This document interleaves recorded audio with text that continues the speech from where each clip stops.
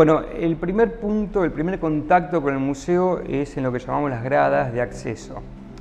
Ese punto, la idea era tener una introducción, ya que todo lo que se va a ver era bastante contenido, y ponerlos en clima a los grupos que van a venir de lo que van a ver.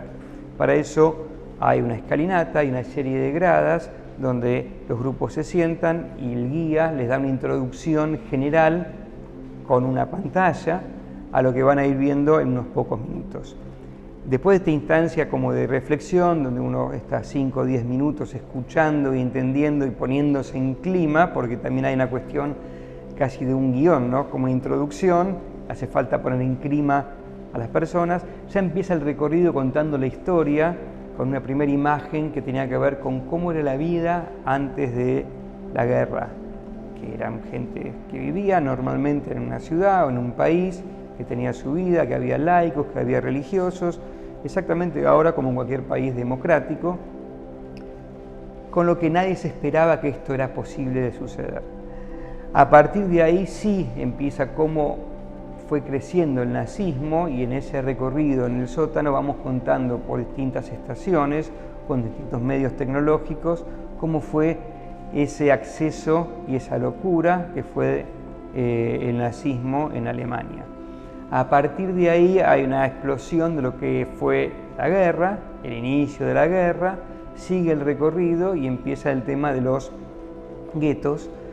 Hay una sección donde se muestran todos los guetos y hay una simulación también más sensorial con una serie de imágenes que se encontraron en unos depósitos en Alemania, filmadas por los propios alemanes, donde se muestra lo que era el gueto de Varsovia con imágenes directas de las personas mirando a la cámara, y realmente es escalofriante. A partir de ahí hay un momento de tranquilidad, de parar, que es una transición hacia lo que es la escalera, hacia el segundo cuerpo, y ahí empieza la segunda instancia. En esta instancia este gran espacio oscuro en el cual se proyecta por debajo de la grada, en esta pantalla en diagonal,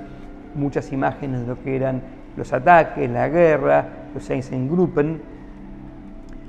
para empezar a contar ya lo que fue la guerra y el holocausto en sí mismo. A partir de ahí hay una pequeña sala donde se cuenta, donde se armó la decisión de la solución final, que era la conferencia de Wannsee, donde se muestran a todos los actores principales de la conferencia y un poco la historia y la cantidad que tenían bien cuantificada los alemanes nazis en ese momento de los judíos que habían en Europa, que era el objetivo de matar, que eran aproximadamente 11 millones de personas, para luego pasar sí a este gran salón, que es la sala principal, diría, del museo, donde se muestran, por un lado, una serie de estaciones donde van contando las historias de Birkenau, de Auschwitz, de algunos elementos para mostrar lo que eran los campos de concentración. Detrás de este gran salón hay una instalación audiovisual que tiene que ver con lo sensorial nuevamente, con sentir cómo era ese traslado en los vagones de las personas, y por un lado no quisimos ser literales, pero por otro lado teníamos que mostrar esa sensación, así que hay una sutil acción de mostrar y al mismo tiempo estar como separados de la situación, no haciendo de esto ni un Disney, pero por otro lado tampoco no edulcorándolo. Entonces se muestra un poco lo que es esa sensación de estar en los vagones yendo a los campos de concentración. Ya después de este gran salón entramos a una sala que es más baja, más apretada, para que haya una relación más íntima con los contenidos, donde se cuentan una serie de contenidos específicamente ya de los campos de concentración y de lo que eran las cuestiones que tienen que ver con la Argentina también. Este museo va contando al mismo tiempo lo que pasaba en Europa, pero también va contando lo que va sucediendo en Argentina con los diarios, con los actos que se hicieron en el Luna Park, etcétera, etcétera. O sea, siempre en la visión local de lo que pasaba en ese momento, para después sí subir a las escaleras y estar en la sala que denominamos la sala en relación al caso Eichmann, donde se cuenta interactivamente todo lo que fue la detección, la captura y el juicio de Eichmann, con también una instalación audiovisual que da la sensación de ser uno el espectador del juicio de Eichmann, viendo las caras que colocaba Eichmann, viendo a los fiscales y viendo a los testigos a ambos lados de donde uno está sentado. A partir de ahí se cruza nuevamente por este gran espacio donde se vuelve a ver específicamente la instalación y en estas gradas que sirven a futuro para un posible auditorio y mientras tanto se utilizan como charla final o síntesis similar a la inicial para que los grupos entiendan lo que significó todo el tema del Holocausto. Aparte de ahí se baja por una escalinata donde hay una sala específica que está dedicada a los justos entre las naciones, que son las personas no judías que ayudaron sin interés económicos, a riesgo de sus propias vidas, a salvar muchísimos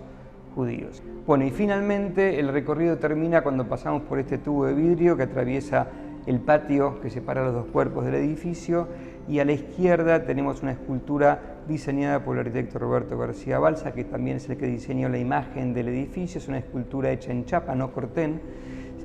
porque la idea era que se oxide y cuando se logró el óxido deseado se paró esa oxidación con una serie de lacas especiales. A la derecha tenemos una serie de placas que estaban en el museo original y lo interesante es que la única posibilidad de colocar este ascensor que conectaba todo el edificio se daba justamente acá en el patio, donde se lo trató de diferenciar claramente con la fachada histórica,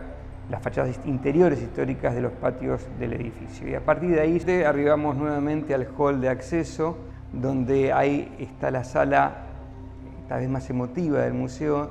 que hoy la denominamos la sala de Lea, donde hay un testimonio interactivo con la imagen filmada de Lea, al cual uno le puede hacer hasta 2000 preguntas y ella contesta a cuestiones no solamente de su propia historia, sino de sus sueños, te canta una canción, te puede contar cuestiones casi íntimas de lo que es un ser humano habiendo atravesado esa horrible experiencia. Este testimonio fue desarrollado por la Shoah Foundation y esperemos poder hacer otros más porque el tiempo nos pasa y las posibilidades de hacer estos testimonios son cada vez más reducidas.